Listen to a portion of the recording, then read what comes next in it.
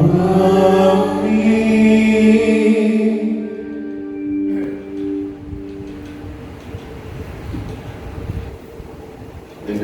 സഹോദരനെ ചുഗ പൗലോസ് റോമാക്കാർക്ക് എഴുതിയ ലേഖനം അധ്യായം 10 5 മുതൽ 13 വരെയുള്ള വാചകങ്ങൾ കർത്താവ് മിശിഹായിരിക്കട്ടെ. എല്ലാവർക്കും രക്ഷ, നിയമാധിഷ്ഠിതമായ നീതി പ്രവർത്തിക്കുന്നവർക്ക് അതുമൂലം ജീവൻ ലഭിക്കും എന്ന് മോശ എഴുതുന്നു. വിശ്വാസ അധിഷ്ഠിതമായ നീതിയാകട്ടെ ഇങ്ങനെ പറയുന്നു: ക്രിസ്തുവിനെ താഴേക്ക് കൊണ്ടുവരാൻ സ്വർഗത്തിലേക്ക് ആര് കയറും എന്ന് നീ ഹൃദയത്തിൽ പറയരുത്.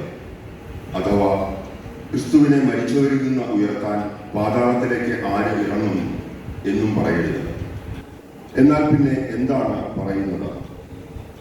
വചനം നിനക്ക് സമീപസ്ഥമാണ്, നിന്റെ അധരത്തിലും നിന്റെ ഹൃദയത്തിലുമുണ്ട്.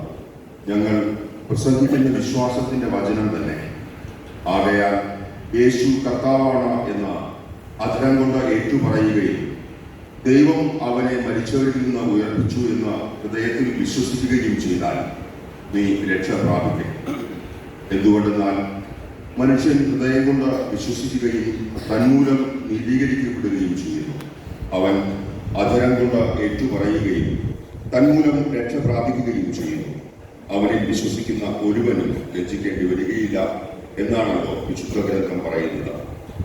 യഹൂദനും ഗ്രീക്കുകാരനും തമ്മിൽ വ്യത്യാസമില്ല, ഒരുവൻ തന്നെയാണ് എല്ലാവരുടെയും കർത്താവ്. തന്നെ വിളിച്ചപേക്ഷിക്കുന്ന എല്ലാവരുടെയും മേൽ അവിടുന്ന് തന്റെ സമ്പത്ത് വർഷിക്കുന്നു. എന്തെന്നാൽ കർത്താവിന്റെ നാമം വിളിച്ചപേക്ഷിക്കുന്ന എല്ലാവരും രക്ഷ പ്രാപിക്കുന്നു.